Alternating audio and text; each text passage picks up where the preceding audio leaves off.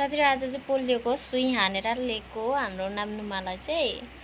अनि हेर्नुहोस् न, चाहिँ चुई रोको छैन हो। अब म स्टार्टिङदेखि अन्तिम अब सुईले चाहिँ के उयो गर्ने रहेछ म तपाईलाई भिडियो देखाउने छु सामने नै हैन, रेकर्ड गरेर। अनि अहिले अब लेपुराको 10 15 20 मिनेट लगभग भयो।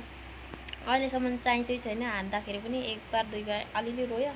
दुईटा हान्दिएको छ हो। यो पालिको चाहिँ एकदम दुख्नेवाला हान्दिएको छ। अस्ति चाहिँ अब त्यो नदुख्नेवाला यसो दाग बस्ने मात्रै हान्दिएको थियो। अनि यो पालि चाहिँ एकदम दुख्नेवाला हान्दिएको छ। खास गरी 3टा हान्नुपर्ने अरे, तर अब 3टामा एउटा सुई चाहिँ लिएको थिएन रहेछ दबाई, त्यही भएर 2टा चाहिँ हान्दिएको छ है। अनि यहाँ हेर्नुहोस् त बिन्दास। औ हात चुस्नु हुँदैन कल्लु, हात चुस्नु हुँदैन है। अनि केही रुनु सुरुवातै छैन के। अब कस्तो कस्तो के गर्छ, ज्वरो आउँछ कि कतिको रुन्छ हैन। त्यो म तपाईलाई भिडियो पुरा एकदम हकिकत देखाउने छु। यहाँ अहिलेसम्म त शान्ति भएर छ। कहाँ आन्टी हो, कहाँ आया भो नानी, कहाँ आया भो, कहाँ आया भो कस्तरी हेर्दैछ